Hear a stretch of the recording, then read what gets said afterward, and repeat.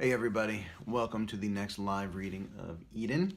Hopefully I can get through this before the dogs of the neighborhood start barking because I'm recording this during the day in an effort to maximize my time here. It's a quiet weekend day so far, so let's jump into it then. His name was Knoxville, and I had been put on Lola for his amusement.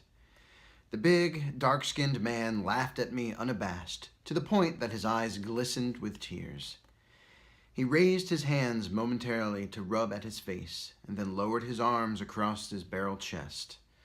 I thought the null grav training was as unnecessary as his uncontrollable laughter, and I said as much. Really, Mr. Knoxville, this is just plain silly.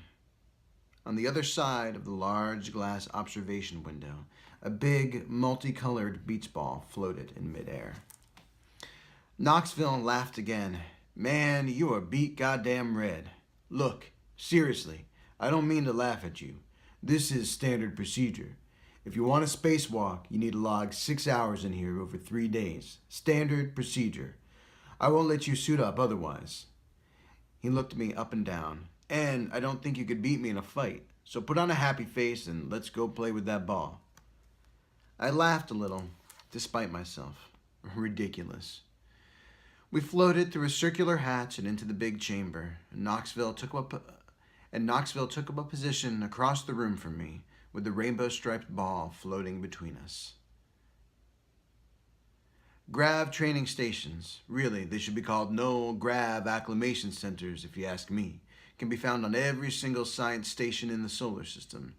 This chamber is housed on an independent stationary axis that basically keeps us still while the rest of the station rotates around us. I feel a little silly, I repeated. I gripped 2 wall-mounted handles and looked at Knoxville over my shoulder. Yeah, well, that's exactly why I've got you in here, boss. And with that, he slapped the beach ball with one big open hand. Before I could react, the ball smashed into my face, stinging with quite a bit more force than I would have expected. The surprise attack caught me off guard, and I instinctively let go of the handholds to swat at the ball. The motion forced me into a somersault. Knoxville laughed his big, hearty laugh. With some effort, I managed to upend myself. The beach ball floated near, and I slapped it as hard as I could. The ball went sailing toward Knoxville, while I drifted in the opposite direction and glanced off the wall. I flailed for a handhold to steady myself, and somehow I flipped over again, but I managed to get upright with minimal struggle. I didn't admit to myself that the circus act already had me feeling more than a little nauseous. Knoxville definitely caught the big ball. Okay, boss, you got the basics. You look a little shaky, but I can see you understand the effects of momentum in null grav. Yeah, I understand physics, sure, I said.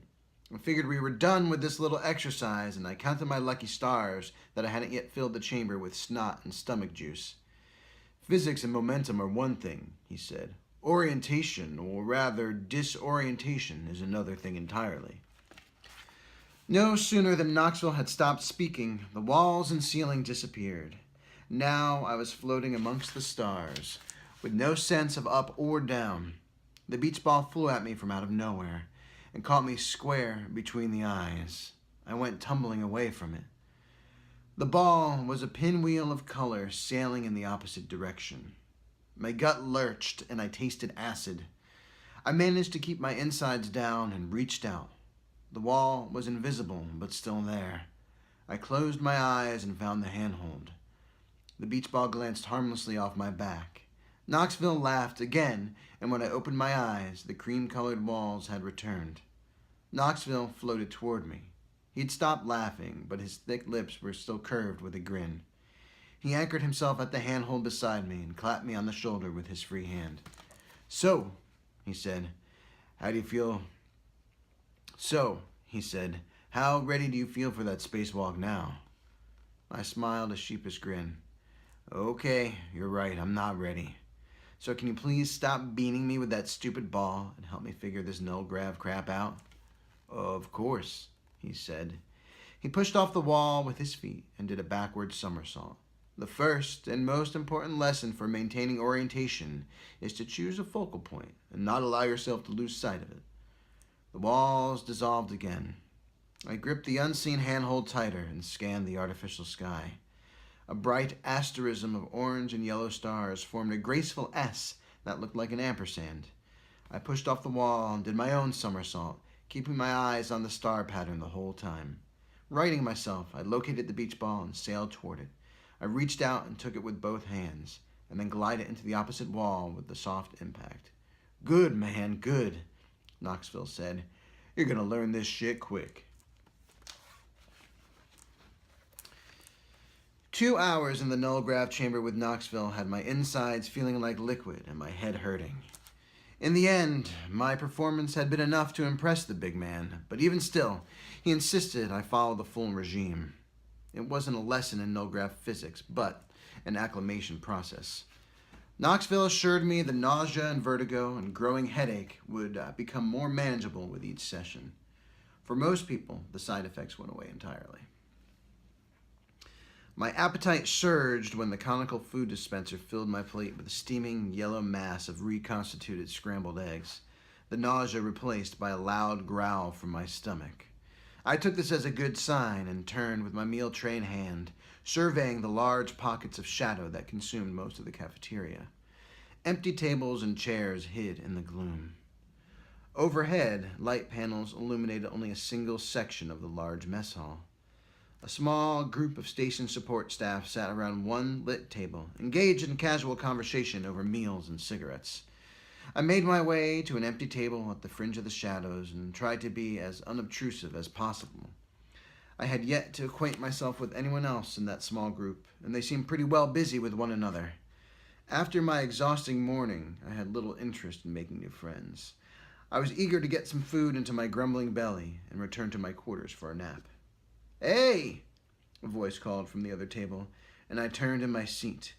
A bearded man in a mesh cap and gray coveralls was looking right at me, a cigarette hanging out of the corner of his mouth. Conversation continued around him, but he was focused on me. "Hi," I said, trying my best not to get irritated at the violation of my own self-imposed solitude.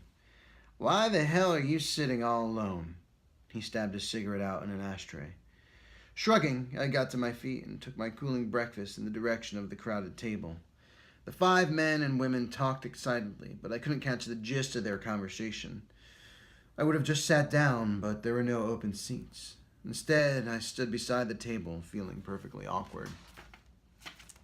"Hey, people, come on now. Show the new guy some love," the ambassador said. All eyes fixed on me, and a heavy silence filled the cafeteria. I fought the urge to slink back into the shadows and eat my breakfast under a table. A rail-thin man with a shaved scalp and coveralls and a girl with short red hair wearing the same uniform scooted their chairs apart. The ambassador got to his feet and slid a chair in between them. "Sit, my man," he said. Everyone looked at me expectantly, so I sat. "I'm Mark Gorman," the ambassador introduced himself. "I'm head custodian. That sickly-looking fuck on your left is Alex Moscator, maintenance foreman.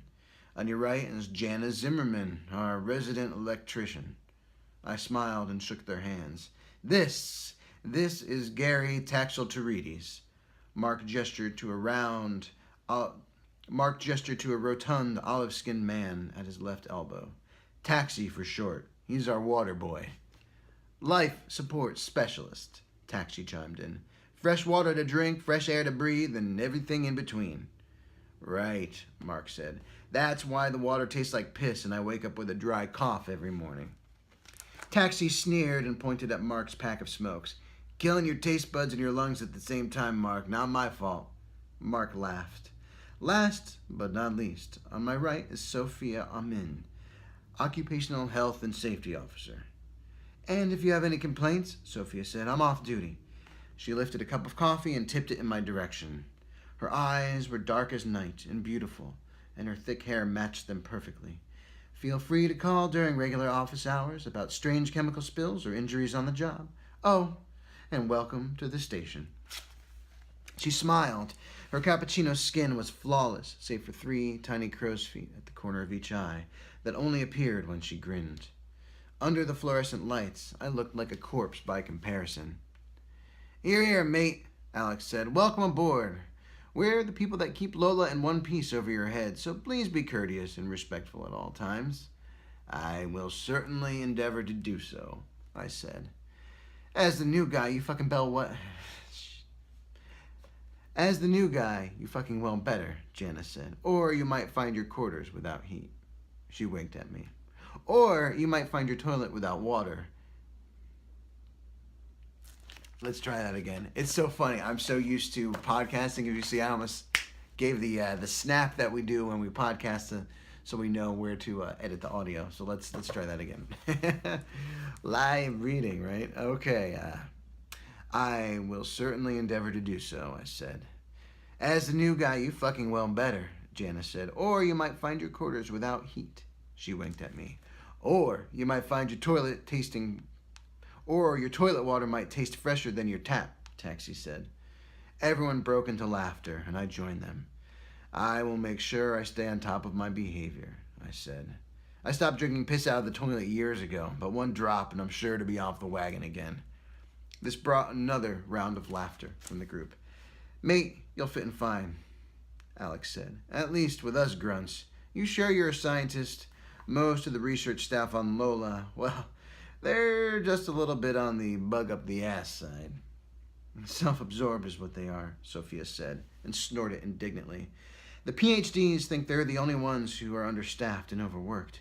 We've got this big station and the skeleton custodial crew, and we do our best. And still, the scientists manage to complain about carpal tunnel and chemical smells. We're left working double shifts. An occasional thank you might be nice."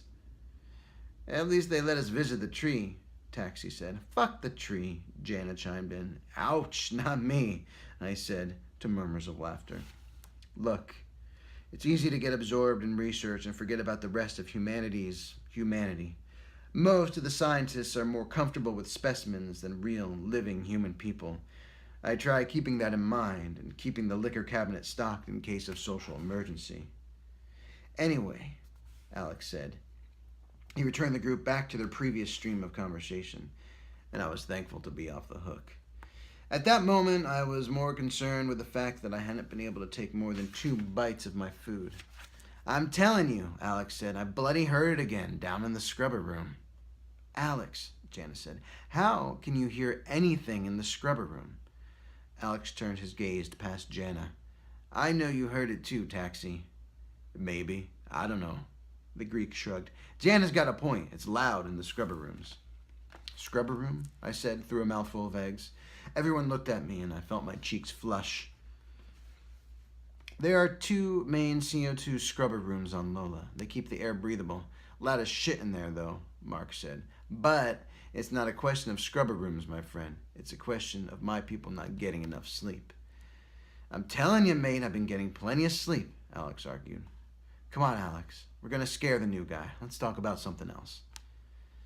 Scare the new guy? I thought, and smiled. If Lola's structure is making strange noises, I'd rather not know about it.